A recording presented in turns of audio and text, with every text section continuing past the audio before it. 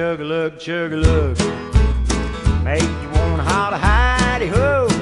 Burns your tummy, don't you know? Chug a look, chug a look. All right, this is SFBarkast, and I am Jeff Clary. I am Andrew Lauder. And Andrew, where are we today? We are at the Lexingtonclub. The Lexingtonclub. And Andrew, what weekend is this in San Francisco? This would be Pride weekend. Pride weekend, and this is our first lesbian bar that we've done. This is true. And for the uninitiated, what are we proud about here on Pride weekend? The Supreme Court decision that struck down the Defense of Marriage Act. Certainly, but just I think even before that, I think Pride weekend is just for the LGBT community in general to I guess swing their shit around. But you know what? And say we're here. We're mostly the same as you. Get used to it. And let me tell you, like, I've lived in San Francisco for a long time, and going to the Pride Parade and all the festivities they have for Pride weekend, like, I love it. I never get tired of it. It's like so much fun.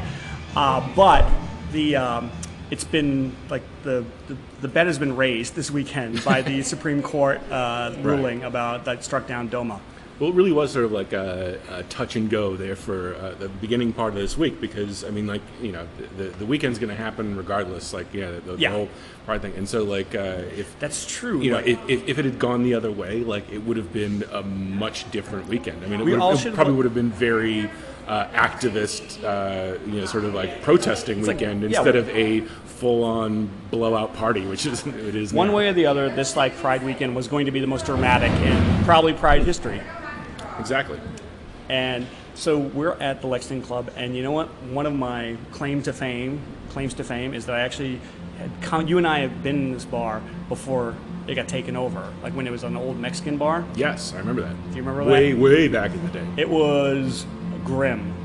Yeah, I guess that's one way to describe it. Yes, it was grim. Like, yes, it had a sort of a rustic Tijuana feel to it that you just don't find that often. Have you ever seen the movie The Milagro Beanfield War? No, I have not. It's an old 80s movie, but there's one character played by Daniel Stern, and he goes down to New Mexico, and he's an anthropologist, and he's doing studies on like the native people of New Mexico, and he's talking to this old Mexican man there, and the guy's like telling him, this is the place you can sleep, and he says the outhouse is right over here, and then the old man like looks at Daniel Stern and says, but when you use the outhouse, don't let your testicles like dangle too far down, or the spiders might bite them. Yay! The old Lexington Club, that's the only time that I was reminded of that, like using the bathroom here. It was really grim, and like they took it over. Like, I mean, it must be like 15 years, like maybe more than that. Like, and that's been the Lexington Club, and the new owners, the lesbian bar, and they've done fantastic. It's a wonderful bar. Yeah, it's no longer a third world nation when you walk through the door. Right, exactly. It's not like a bartender who's about to pass out behind the bar. You don't have to get like vaccinated against like tsetse flies and malaria when you enter the place anymore. And I mean, not that we didn't like the old bar. Oh, of course. But yeah, no, I mean, like the space now is great. I mean, like it's probably a little bit. It's definitely bigger than like the phone booth, but it's still a pretty small place. Like it is the flagship lesbian bar in San Francisco, unless maybe you count what's it, Way Out West or Longside West in Bernal Heights. Yeah, or just the entire neighborhood of Bernal Heights. Really, that's true. Yeah. So Pride weekend starts tomorrow, Friday. And that's the transgender march. Okay. And then on Saturday, it's one of my favorite events is the Dyke March.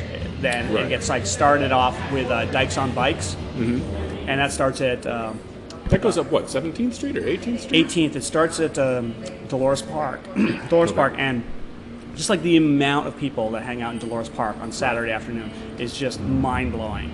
And like the crowds that they've been getting in the last few years are just incredible. And it really is like one of those like, like a life-affirming sort of like things you watch it. And like I have a couple gay friends in San Francisco, and they have said to me before, like, you know, it's like, oh, what are you going to do for Pride? And they'll, like, roll their eyes and be like, oh, yeah, that again. And I'm just like... that corporate event. Right, exactly. And like I've had to like say to them, hey, you know what? It ain't for you because you live in San Francisco, and one of the wonderful things about the Pride Parade is it's for people who come into town. And like, you know, maybe in some of the places that they live, they can't walk down the street and say, yes, I'm gay, or, right, you know. And to those people, if you go to the parade and you see that, it's really like, it really makes you feel good. It's like this amazing. You see these people like, yeah, like in San Francisco, someone's like, yeah, I'm gay. And you're like, yeah, really? How original. But, you know, for a lot of these people who come in from Wyoming, come in from, I don't know, East Greenwich, Rhode Island. You're like, Wyoming or Wyoming. Are there other states? I'm stuck in my backwoods shit kicker reference library. It's like, or Cheyenne or Laramie. Right. They're coming from like Wyoming or East Wyoming. Or probably the states that border Wyoming that I can't think of. And like this weekend at the Lexington bar, they're having this. Actually, it starts tonight. It's called Camp Wild Beaver. I love this like camp, sort of like summer camp sort of motif. Right. You know, it goes back to Wet Hot American Summer, and they. Well, in fact, I'm just reading the card for it myself, and tonight is the kickoff party, and it's the Wet Hot Homo Summer. Yes. And we've all been there.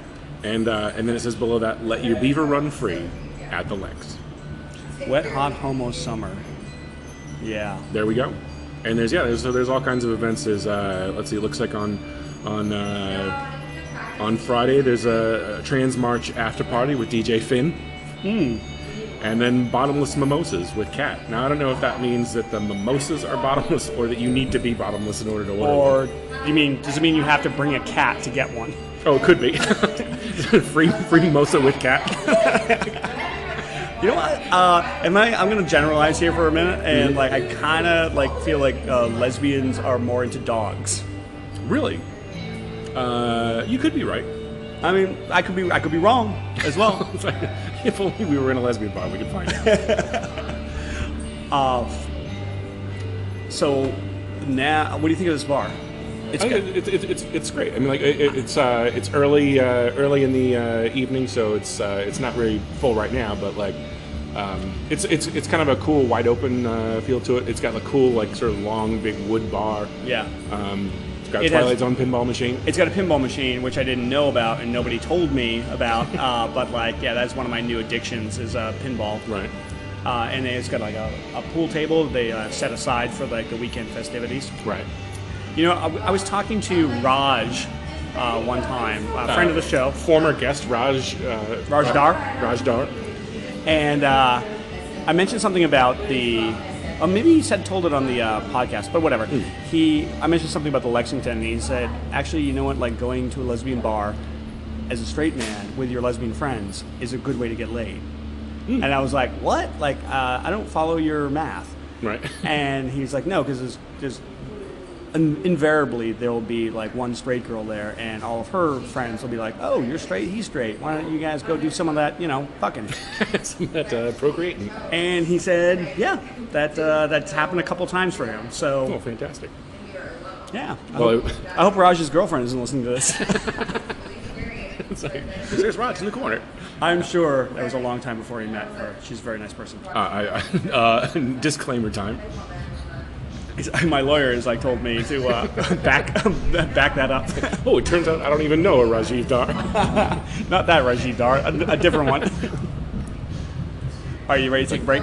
We can take a break if you like. I am rapidly approaching the bottom of my glass. They're getting low. They've already switched, in fact, to the plastic cups, so you know a big event's coming. And they've got the Camp Wild Beaver banner is strung across the bar, so they're really getting ready for this thing. I'm very excited. I'm leaving town for this weekend, and I'm excited for this wedding I have to go to, but there's another side to me that just says, oh man, this is going to be like the blowout of all Pride weekends. You could always send a lookalike like in your stead to go to this wedding. Yeah, it's like if I could clone myself and be in two places at once, I would be here, and then I would be up at this wedding. Find some homeless guy and give him a bottle of hooch and point him in the direction I also feel like Bodega Bay and just be like, have fun. I also feel like if you're at a wedding, you're in a wedding party, you can't like complain about how you want to be at the pride parade. Of course you can. Oh, you know what? Well, now that like they have like basically paved the way for gay marriage. I'll be at this wedding. I'll be like, oh, straight wedding? That's not really that exciting. Have you ever actually attended a wedding that you enjoyed? I'm not sure if I have. That is really funny because I was at your wedding, and like your implication is that even your wedding I didn't enjoy. Well, I think that if it's your wedding, like chances are you'll enjoy it somewhat, but like most, I mean, there's been weddings where I've had a tolerable time. Okay, we're not going to take a break because I have a lot to say about this. Okay, all right, go ahead. So I am on the wedding circuit right now, and it's like this recurring theme, like the whole like Supreme Court wedding, like marriage ruling.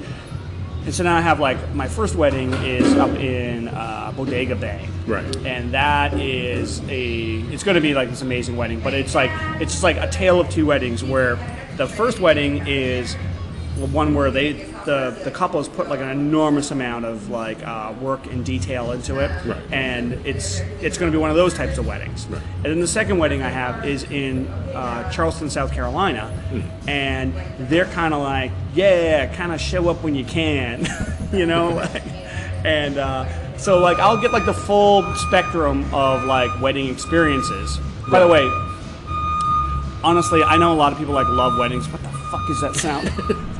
They're unloading the beavers for tonight. Oh, beaver delivery. So I know a lot of people like love weddings and like, oh my god, like wedding crashes and all stuff. Honestly, I can't stand them. Like I like the notion that like someone would like want to crash a wedding like sounds like just like painful to me. Well, it's like, I mean, I think the only reason that you would ever crash a wedding would be if you can't afford like drinks, and if you're doing that, then like life is pretty much like fucked you over anyway. So like to be and I also thought, going back to your point of like big planned wedding versus like off the cuff wedding, I find that like there's a direct correlation between like the more that people plan for their wedding and the more that they spend on their wedding, the worse it is for the people attending it. It could be, yeah. I mean, they're proud. There's something very scientific about that. Yeah, it is science. But I like both of them. Like if it's really pulled off. The problem is like with the really planned weddings, it's high risk, high reward. Like, right. If you put a lot of planning into your wedding and it sucks, right. Like everyone's gonna be like, it sucked. Right. But like if you didn't put a whole lot of effort into your wedding, and people just kind of casually like, yeah, this is great, And also some of the more expensive weddings I've been to are the marriages that don't work either. So it's like 5 years later they're like, oh well, I'm glad you guys spent all that $50,000 on your 4-year date. You ever get like a wedding invitation and like it's somebody you kind of know, like kind of casually, and you just like look at the wedding and you just go, yeah, I'll go to his next wedding. Exactly. Pencil me in for 5 years from now. Right. And if I don't make that one, I'll make sure and make the third, I promise. I remember at your wedding, here's like a example of like very casual weddings, which I love. Right. It's like we were down in Mexico, and as you and I were walking down the stairs to the ceremony, you like leaned over and said, oh, by the way, you're the best man. I'm like, oh shit. You gonna spring it on me just like that? I can't remember. The original best man was killed in a narco-traffic gunfire. I went down to the bus station to pick up a best man, but there was really nobody I liked, so it's got to be you. I got there late, and the bus to Ixtapa had already left, so I couldn't find anybody. Have you ever been the best man at a wedding? I don't think I ever have. No. You'd be the best man at my wedding, except that's not gonna fucking happen ever. I'm gonna give your cat away to you. It's such that's such an empty threat. Where it's like, hey, you know what? Hey, Andrew, you'd be the best man at my wedding, which is science fiction. It's like you might as well have told me that on your deathbed. By the way, You would have been the best man at my wedding.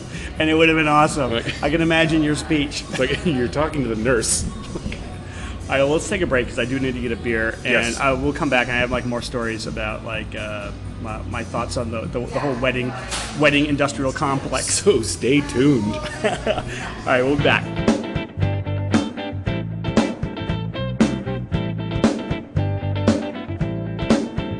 Well, I was dancing in a lesbian bar in the industrial zone. I was dancing with my friends and dancing alone. Well, the first bar, things were alright, but in this bar, things were Friday night.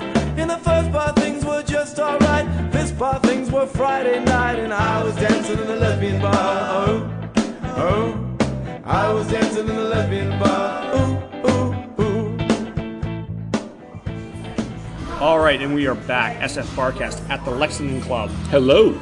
And I teased a little bit about like weddings. Have you? I'm sure that's why most of you stuck with it and like sat through the musical break. It's like, wait a minute, I need closure on this whole wedding thing.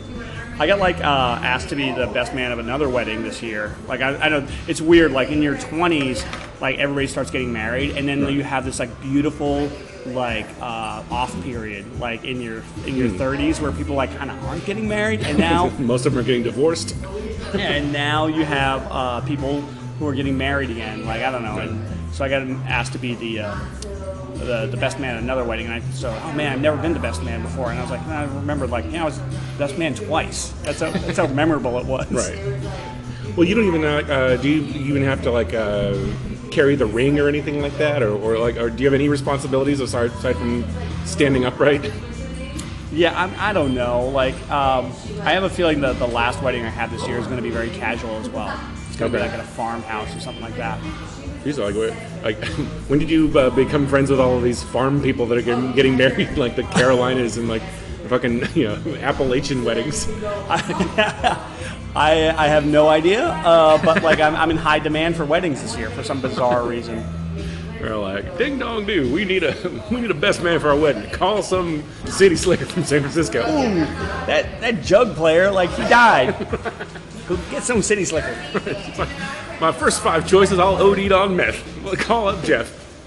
Hey, so one of the things I wanted to say about this bar is like I love it. It's on 19th Street. We didn't say where it is. It's on 19th and Lexington, which is basically 19th and Valencia. Right. Between Mission and Valencia. But it's right across the street from the Giants mural, the SF Giants mural. Which the Gigantes Memorial. The mural, I should say. Where, it commemorates all of the Giants through the ages. Right.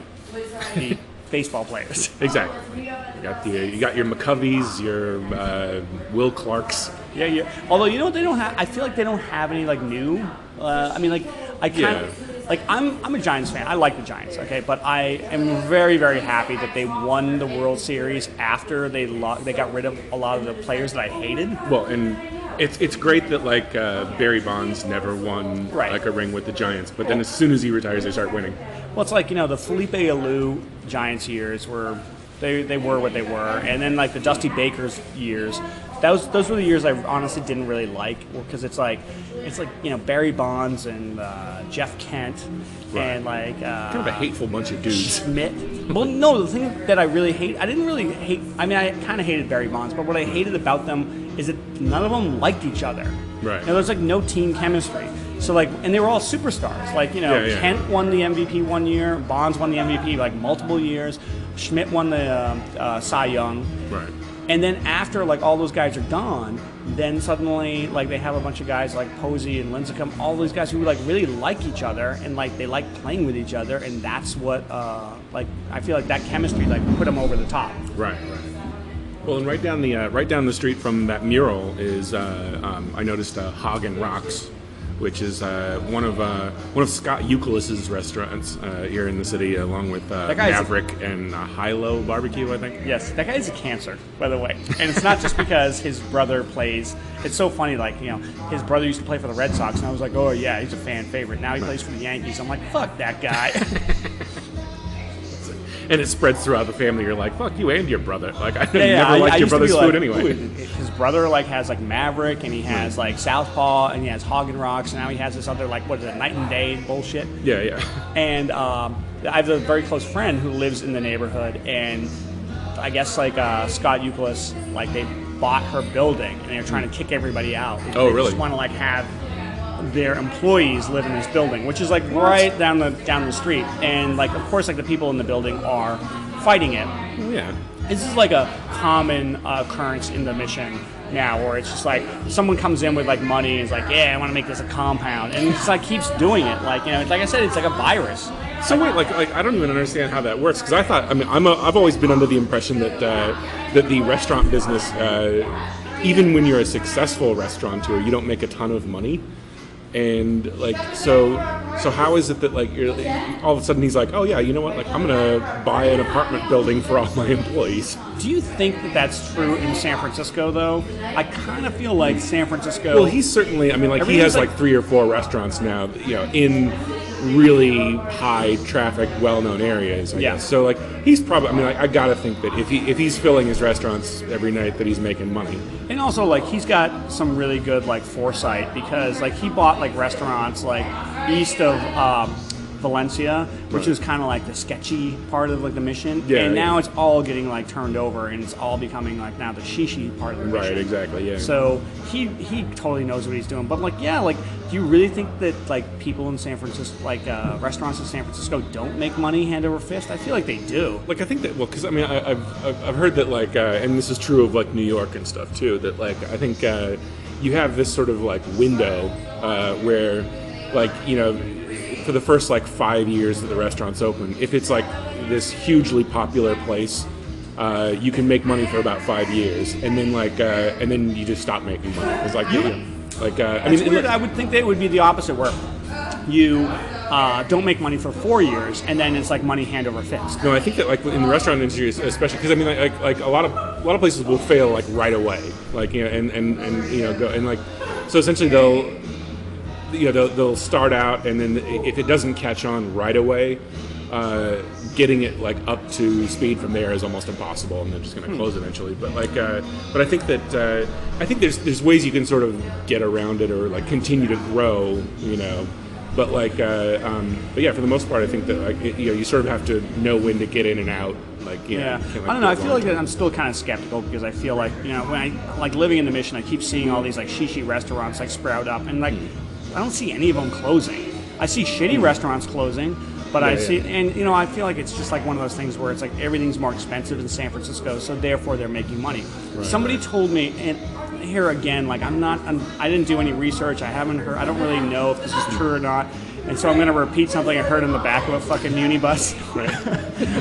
But somebody told me the most lucrative, as far as like percentage, supermarket in the nation is Buy Right, which is on which is on 18th Guerrero, and between Guerrero and Dolores, and they have another one up on DeViz. But someone told me like, yeah, like everything's so expensive there that like it's like it has the biggest like profit margin, like, you know, percentage wise. Yeah. Do you want to talk about our throwdown, our podcast throwdown? we can do that if you like. Now that the Genesis has stopped playing on the jukebox, we can pretend to be tough guys. You know what? I thought it was Phil Collins, but it is Genesis. Oh, I think it is Genesis. Oh, okay, it's Another Day in Paradise. I believe that was on. I used to remember the album. I could be wrong. If I'm wrong, like all these like Phil Collins fans. Is that on the same album as like Land of Confusion? If I'm wrong about that, you know how infuriated all those Phil Collins fans are, all three of them. That's right. You're going to see lots of hate mail from Phil Collins himself. I actually saw it. Have you ever seen the movie? This has to do with like Pride Weekend as well. It's this movie called And the Band Played On. No. It's a movie from 1993 about like the AIDS epidemic, and like it got this like all-star cast, and it's like Matthew Modine and like Alan Alda, and I know, like I said, all-star cast, and I said Matthew Modine and Alan Alda, and you're like, when are the stars coming? But in the movie, they go to like Lily Tomlin goes to this. Well, you didn't tell me Lily Tomlin was in it. she goes to the San Francisco bathhouse, and she's like basically saying, we need to shut this down. And you know who plays like the shitty bathhouse manager is? I'm gonna guess Ted McGinley. No, but Phil Collins. Oh, nice. Was this a pre-Buster or like? It was pre. No, I don't know. Like, because I thought like no, it was '93 because Buster was in the '80s, right? I think so. Yeah. Oh, fuck me. Well, we should probably take a break and come back and do some research on Phil Collins. I fucking walked in here and thinking that I knew as much as I could about Phil Collins, and I stand corrected. You are just as ignorant of Phil Collins' career as the rest of the world. All right, so do you want to get back to do you want to take a break, or do you want to talk about what we're going to do to the Chucklepedia guys? Well, so we threw down the gauntlet last week. Right. The podcasting gauntlet, which is really probably just a shot glass or like a paper cup. Yeah, it's like a red Solo cup. Right. It's full of chewing tobacco spit. It's like, But yeah, we said that we would fight Chucklepedia. Which is Drew Harmon and Jim Gabe Cotter, Jim Mr. Cotter, right? As he called him. And see, now I didn't know this when I threw down that gauntlet and I challenged them to a fight. I did not know that Jim was trained in the ancient art of judo. Yeah, I think I may have tried to warn you at the time, and it was. I feel like you were hearing none of it. You were like, it doesn't matter. Jiu-jitsu, I'll jiu-jitsu him. Maybe you and Drew have already decided that you're just gonna have a sweat off or something like that, and it's up to me and Jim to fight.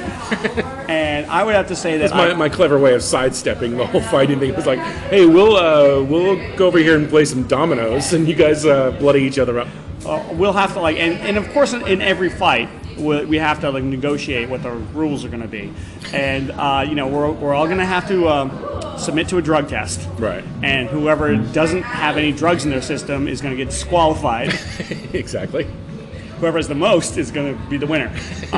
But also, I feel like in the contract, I feel like Jim will have to be as drunk as I am, and which would give me an advantage. Right, and preferably have both arms and legs bound as well. What's the thing? Jim is classically trained in the ancient art of judo. Right. Judo. You're classically trained in the art of mispronouncing things. But I'm classically trained in the art of fighting dirty. So he may have a few Greco-Roman holds. Yeah, he'll be sort of pacing around, doing Queen's rules and everything like that. And meantime, you got a broken bottle in your hand. Exactly. You shove it in his back. He won't realize that I'm wearing cleats when I fucking spike him in the nuts.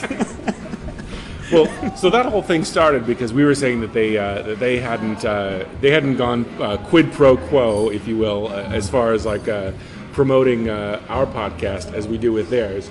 Of course, I was counting promoting their podcast as just saying Drew Harmon's name every episode, but even still, that was what sparked the whole thing. And I am pleased to report that as of the latest Chucklepedia podcast, they gave us a very nice plug. And said some nice things about our podcast. So I should say God bless them. I should say some nice things about them right now. And one of the things I'm going to say is that while we are fighting, I don't want to have any sleeper holes. And when I say sleeper holes, I mean Jim Cotter telling stories, because that will put me right to sleep. And it's back on. I will tap out right after I lose consciousness. I will say that my favorite part of the episode that they plugged us on, at one point Jim was talking about their loyal army of listeners that will come after us, and he accidentally referred to them as the Chucklepedia files, and then said, "Oh wait, that's probably wrong." I thought they would have gone with chuckleheads, yeah, or chuckle pederasts, or something like that. They're really gonna be cheering for you from prison. Exactly. Yes, they have to go door to door and say how much they love your podcast. Chuckleheads are they like juggalos where they have to have face paint on? Could be, yeah, or at least a ski mask or balaclava. All right, you ready to take a break? Sure, why not? All right, this is SFBarkast, the championship team of Andrew and Jeff at the Lexington Club. We'll be waiting. I felt you in my legs before I ever met you. And when I lay beside you for the first time, I told you I feel you in my heart, and I don't even know you. And now we say bye, bye, bye. And now we say bye, bye, bye. I was 19,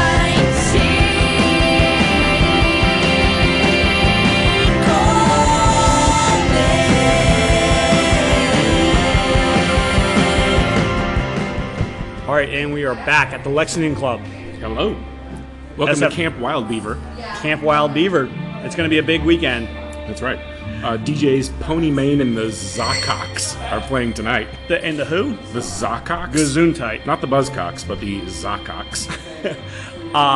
So I want to say that I've been to plenty of the Pride parades, and one of my favorite things is going and seeing the Grand Marshal. And I think it was last year or the year before, Sarah Silverman was the celebrity Grand Marshal. That might have been last year, because I think 2 years ago I went and it was Chaz Bono. Yes, you are correct. Right. And I remember there was one year that it starts off pretty early, and usually before I am coherent. Right. And but there was one year that I was just oh fuck, I'm going to get down there front and center, because the Grand Marshal was Ian McKellen. Oh, wow. Sir Ian McKellen. And they had just Gandalf himself. I know, exactly. It's such a weird thing, because I was probably down there with a bunch of other Lord of the Rings nerds. We're just we want to see Gandalf, and he's out there just just fabulous, He's Gandalf's never been that fabulous.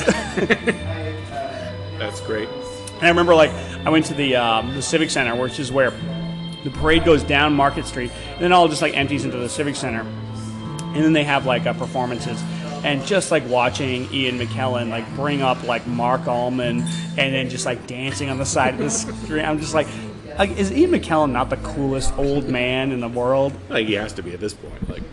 Well, I mean, it's funny, because there's sort of this grand tradition of old sort of British Queenie actors, or but now, who?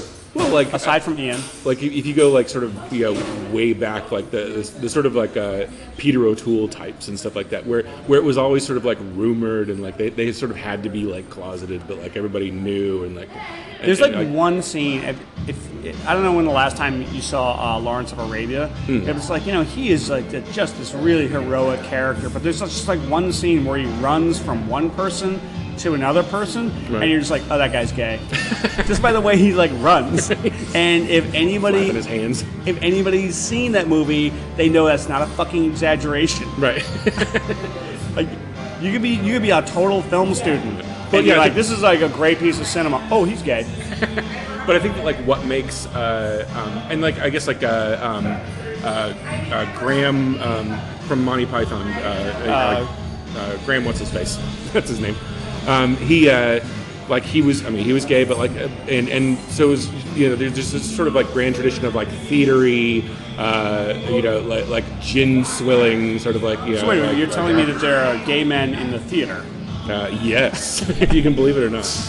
But I think that what makes Ian McKellen so cool is that he he's able to be so out about it, and and it's great. I mean, you can it's this sort of he exudes happiness, whereas from before it would have to be sort of more closeted and more. I mean, he's one of those guys that you can tell that it's sad when you see it like people who were kind of you assumed were gay all their life, but they just like kept it in, right. And then it's really like tragic when you see that. Right. And like that movie Beginners is like really good about like how like like yeah, even if you're like 60 years old and you're like, hey, you know what, I kind of knew I was gay all the whole time and now I'm out. It's a real like amazing thing for that. Well, what's weird too is that like, and I think that we may have even discussed this like the whole sort of behind the candelabra movie about like Liberace.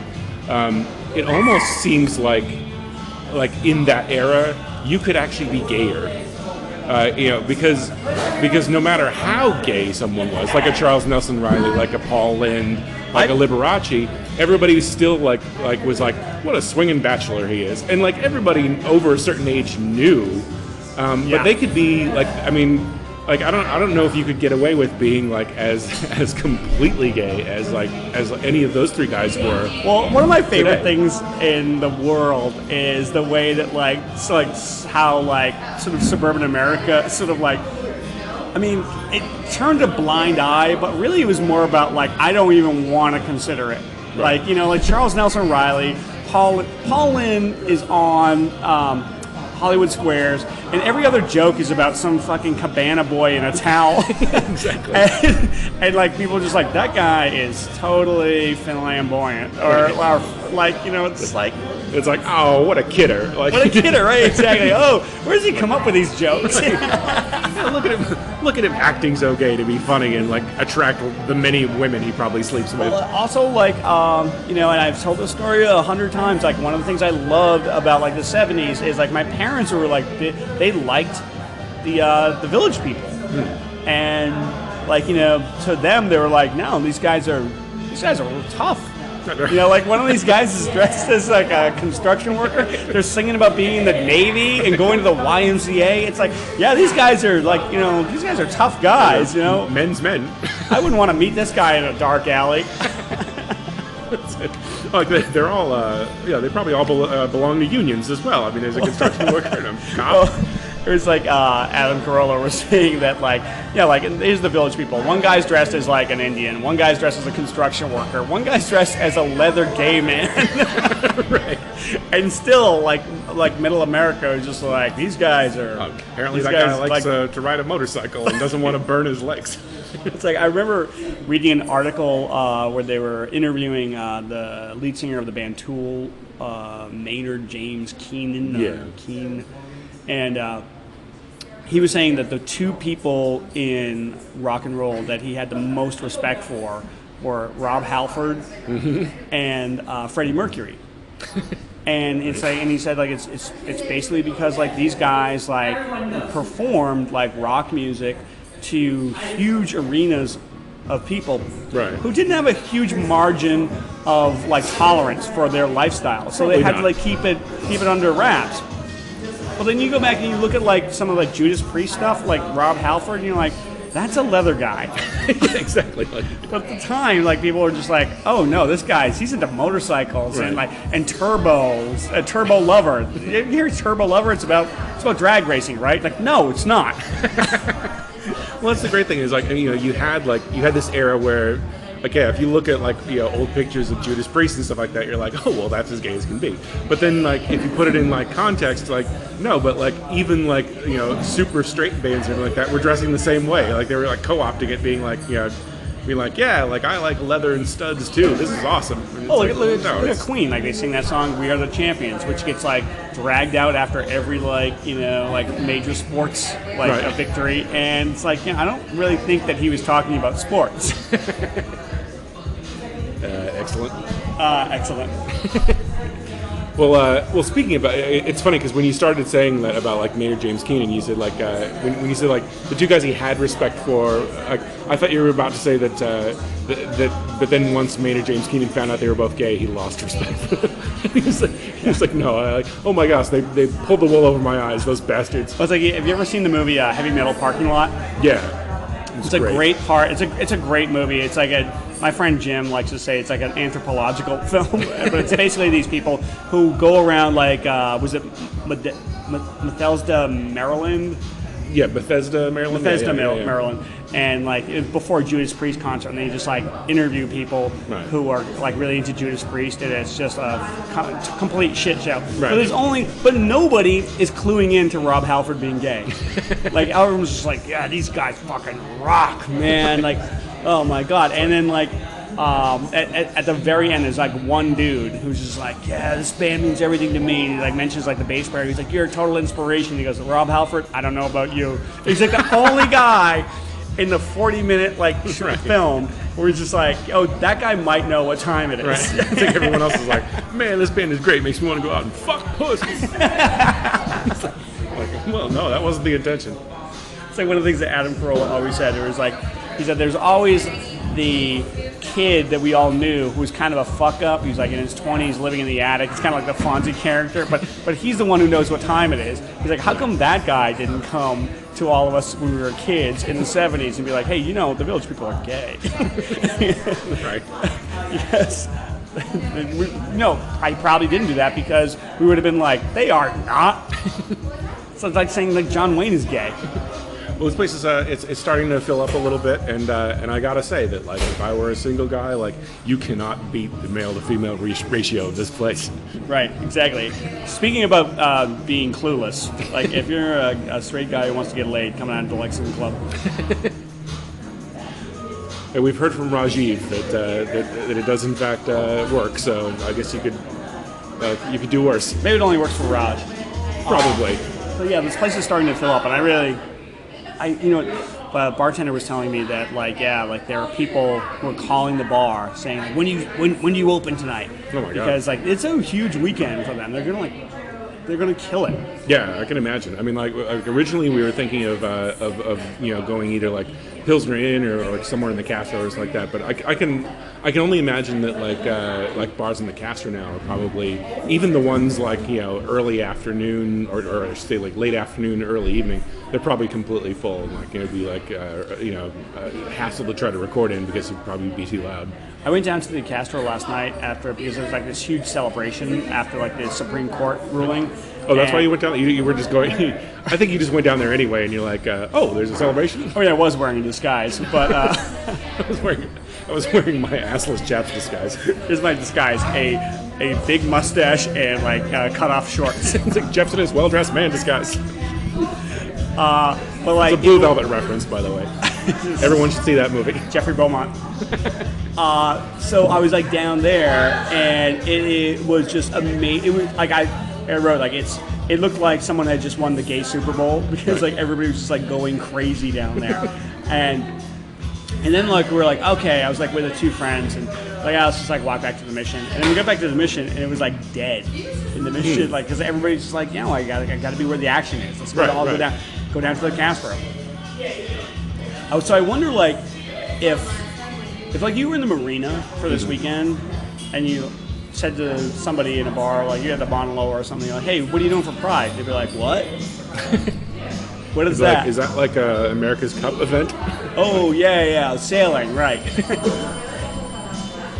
Well, sailing takes me away to where I'm going to. Christopher Cross. And I had the time of my life. No, I was gonna say the jukebox in this place, I don't even think this is the jukebox playing. It might just be on random, but it's been this roller coaster ride of. It's been awesome. We had you had your Phil Collins, we have your Jennifer Warren. And actually, right in my field of vision, as I'm talking to you, they have this 45 on the wall, and it's a Air Supply 45 of. Even the nights are better.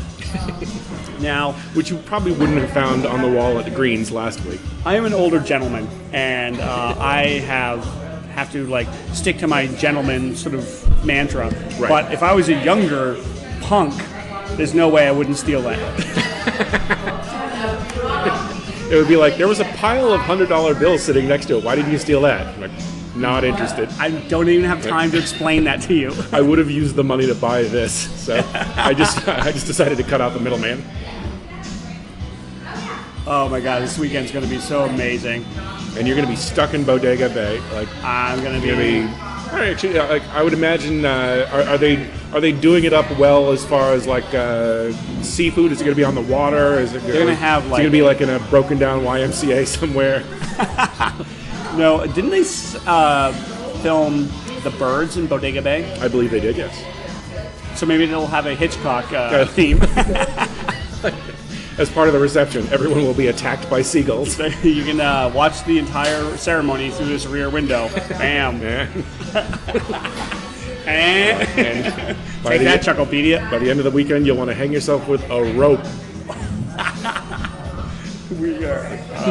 We'll just go back and forth for the next 20 minutes. Exactly. And like this you'd wedding have to be psycho.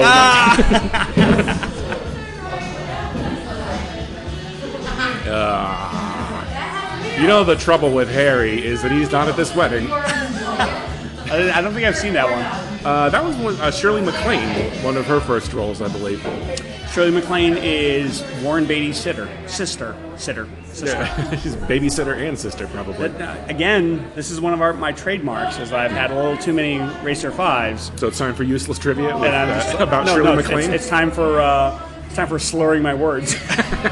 You're like, Shirley. Everyone's favorite part Shirley of the show. Fucking MacLaine. Shirley, she's the bitch. Oh my god, that drunk uncle that nobody ever wanted. All right. Well, should we take a final break and then? Let's take a final break and we'll come back and wrap things up. We'll land this fucking plane here at the Lexington Club. At the Lexington Club, Valencia, or actually, Lexington, 19th. Valencia, 19th-ish. 19th and Lexington. Just look it up on Yelp or something, for Christ's sake. Why do we have to tell you where it is? The fucking internet. Jeez, do I have to walk you through everything? Do I have to be like, hold your hands and bring you into the 21st century, you jerks. All right, we'll be back.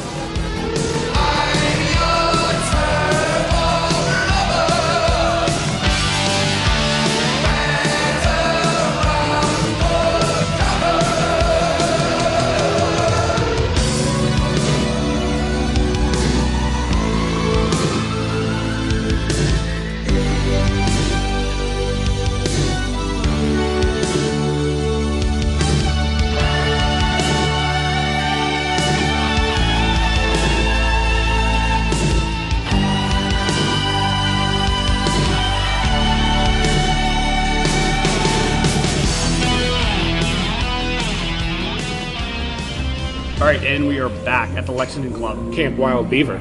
Camp Wild Beaver. You're just like, you're never going to get tired of saying that, right? How could you? I'm hoping like later tonight, like you're like having a nightmare. And you're just like, Camp Wild Beaver. And your wife's just like, oh, Jesus Christ. That sounds like fun. It's like giving somebody like a granola bar after 3 days of not eating it and being like, yeah, don't eat this. Like, so I wanted to tell you, okay, so because this is our Pride weekend episode, I wanted to tell the story about a short film that I actually never made. I want to talk about things I've never done, but wanted to. Well, that's essentially what being in a bar and talking is all about, right? My dad would be like, oh, so here comes the college story. Nope, sorry, Dad, finished college. Here comes the being a respectable member of society speech. One of the last times my parents came out was to San Francisco from Massachusetts, was for when I graduated from college. Because I think they were just like, this is bullshit. Let's go see this alleged college. This alleged San Francisco State University sounds like bullshit to me. We've got a College Bluff. Oh, really? What Division I sports conference are they in? Right. None? Oh, okay. Oh, well, one of those colleges. Do they have a building, this college? Did you have to go there at night?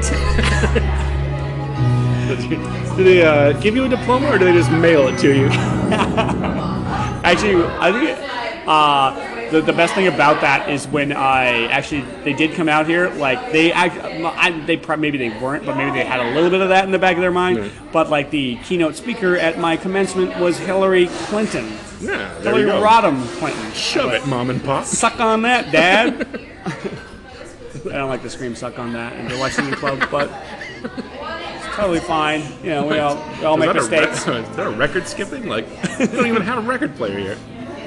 So, I wanted to talk about this. Oh, God, I love this song, too. It's time for that Ghost moment. That's right. Let's recreate the scene from Ghost right here in the middle. I just want to say that Club. I love this song as much as I hate the movie Ghost. All right. Okay. Hey, Ghost won an Academy Award for Whoopi Goldberg. Exactly. For Whoopi Goldberg won an Academy Award. Didn't we had a friend in LA who said that like the people who vote on the Academy Awards, like they never see the movies. Yeah. So it's a bunch of like old Jewish voters who just like looked at it and said, okay, Goldberg, okay, that's great. And then when she won the award, like all these like old like voters like, what? She's black? Oh no! Oh, you didn't tell me. We done been hoodwinked.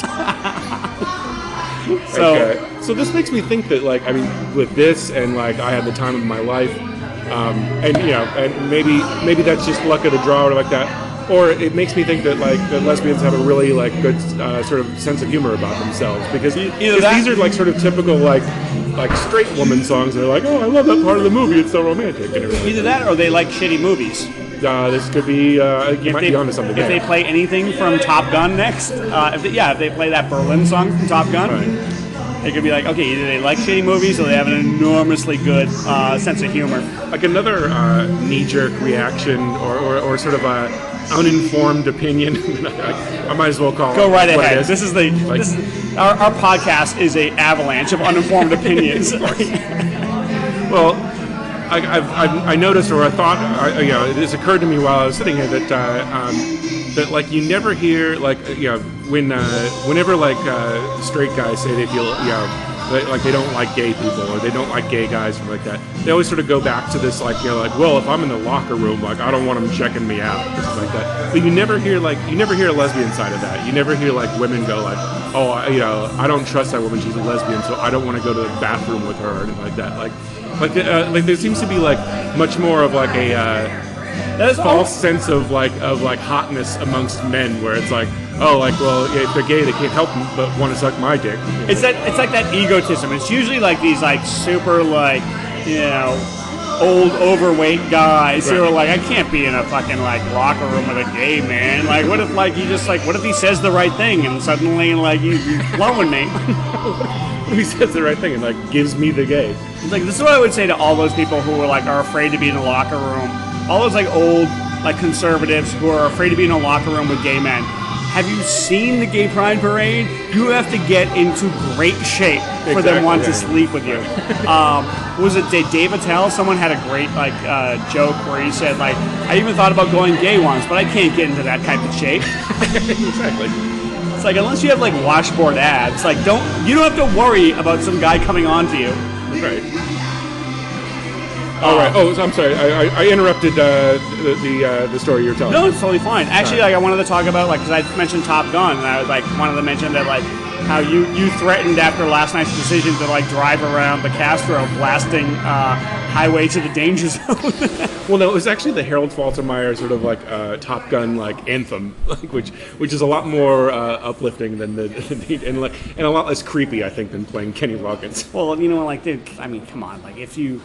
Anybody who's like really likes Top Gun, like, come on, like there's like, let's just the whole volleyball scene on its own. The whole volleyball scene, come on, guys. It's and Tarantino had that great like analysis of it in that one film. I think it was called Sleep with Me or something. It was some like indie film, but he basically said like all of like Top Gun is like a gay like allegory, right? Where it's like you have the girl who he can't commit to because he's like so tight with the guys, and like he's having problems with commitment because he's having so much fun playing volleyball with his shirt off and all that stuff. And then like at the very end, like when like they come back after like they destroyed like the Russian MiGs, like what does like Val Kilmer say to him? It's like, you can be my wingman anytime. And he's like, yeah, and it's like this huge celebration. Yeah, okay, you don't have to be Fellini to figure out that there's a little symbolism going on there. As Chris Hardwick once said, that's gayer than cum on a mustache. Or as Patton Oswalt said, that's gayer than like 5 guys blowing 6 guys. All right, so back to my original point. I wanted to do like this short film that I never did about just an interview of like interviewing people who came out as gay to their parents, specifically their mom. And if you were lucky enough to have a gay friend who will like tell you the story about how they came out to their parents or their mom, right? None of those stories are boring. No. Okay, like they're either like super beautiful, like like their parents just like, you know what, I love you no matter what. I don't really understand you, but like I love you no matter what. Or it's like fucking tragic. Right. Like you get like excommunicated from the family. It's very rare that like the parents' reaction is like, "Shut up, Family Feud's on." Exactly. I'm trying to watch the TV. If we don't watch this Manimal show, it's never going to get picked up for a second season. Like my friend Devin told me, like he grew up in Taiwan, and like he had tried to talk to his like very conservative Taiwanese mom that he was gay, and like it just did not. She would just like avoid it all the time. And then, is there a language barrier? Did he not speak like Chinese? Well, maybe he was playing the Bee Gees in the background the entire time. Bam. I'm telling this very tender story, and I gotta like pepper with like stupid fucking jokes. Of course. So he told me that like at the like when he was like going off to Massachusetts to get married, he like called his mom, and he knew she would never come out for him. Mm-hmm. And so he called her and he said like, I just want to let you know that I'm gay and I'm going off to get married, and I really need you to be supportive of me. Like, and so I said to him like, so how did she take it? And he said, well, I don't know, because that was the last time I ever talked to her. Wow. She never called him back. And so like that's the kind of thing where it's like it's either something super beautiful or something fucking horrible. Yeah. Like, like when I hear stories about like that, where it's like I just like get mad at people who have kids. Or it's like if you have kids, your job is to fucking love them, right? Yeah, exactly. And if you suck at that, then you fail. Right. Well, and if you if you believe. If you believe so strongly that like it's a choice and it's not natural and blah blah blah and like that, well then even if you accept your bullshit premise like that, the kid coming back to you or like that and telling you that they're that way or whatever like that means that you fucked up. So like that's like somebody saying like hey mom, like you didn't raise me right, and then them being like, okay, well then fuck off and leave. And it's like, well, wait a minute, that's like either way you fucked up. Either you're you're a bad parent who like made them that way, or you're a bad parent for like for just being an asshole. If you want to be disappointed in yourself. Honestly, I want to like chime in a little bit on the sort of like whether people it's a choice or if someone's born that way. Right. This is what I have to say about that. I don't give a fuck.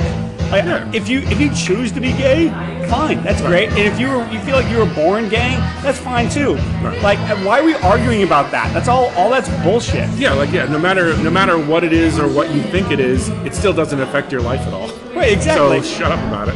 Yeah, it's like that still remains one of my favorite like Louis C.K. bits is the whole thing where he's like he's saying that there's somebody that's just angry that there's gay people and he's just like he's like, I understand if like you're trying to cut your grass and they're in your yard blowing each other, like they're in your way, you're like goddamn. Well, the other great like part of that joke is that he says that like one of the most selfish things in the world is like somebody saying like, well, like because there's gay people out there, how am I supposed to explain that to my kid? It's like,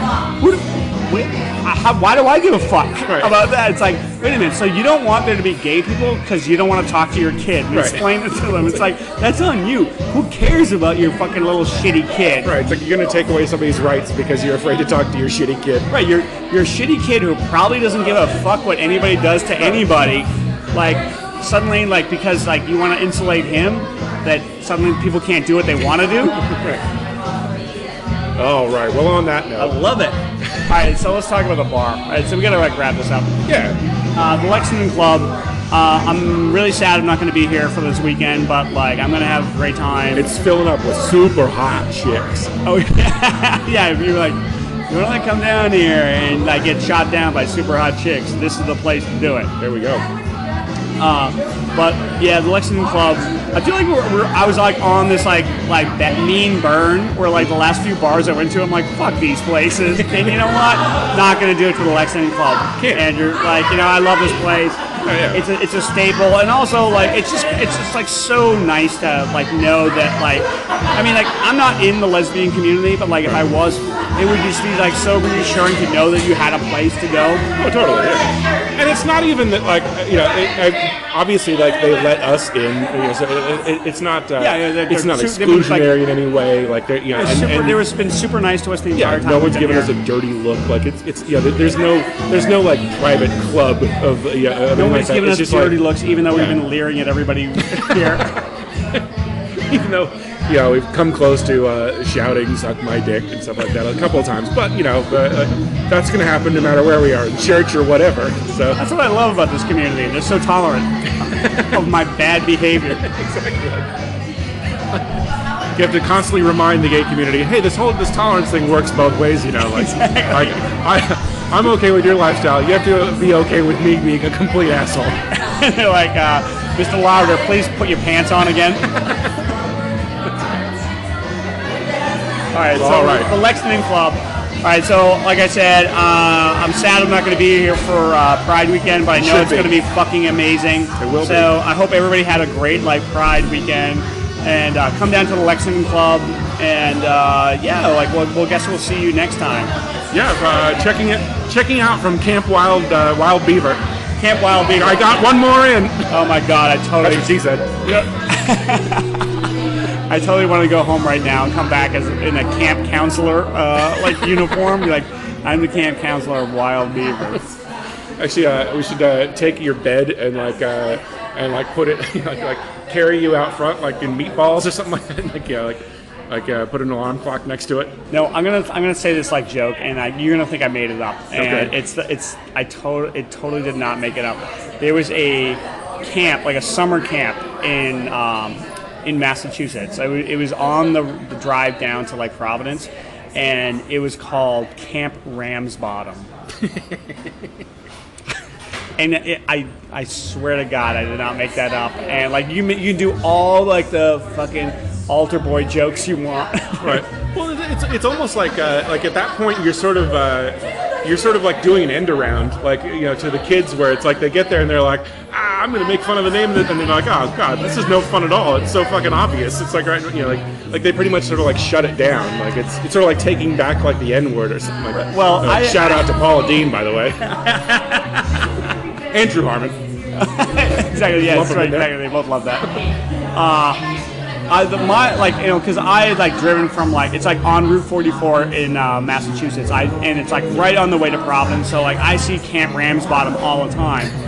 And it's like, it just doesn't affect me. I stopped like a few times to take photos, but they couldn't put it on like Route 69 or something like that, like make it even worse. I can only imagine like people who are just like on a road trip or something, and like the young kids or college kids from like, you know, RISD or Brown or something, and they're driving up to Boston and see Camp Ramsbottom, and they just fucking lock up the brakes. It's like, there's no way we are passing by Camp Ramsbottom and not getting a bunch of fucking photos with all of us.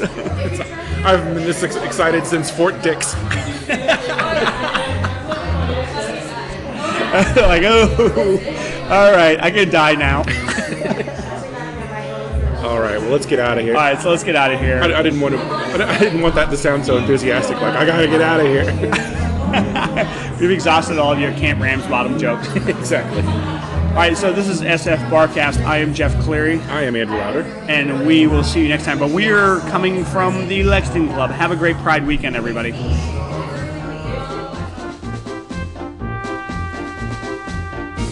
I'm gay!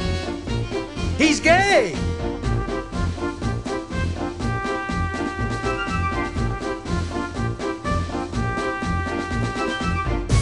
I'm gay! He's gay!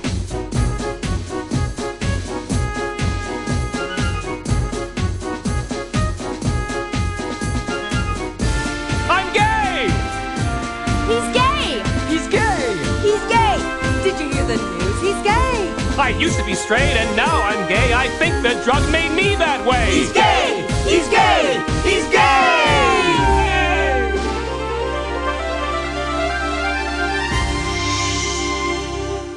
Ah.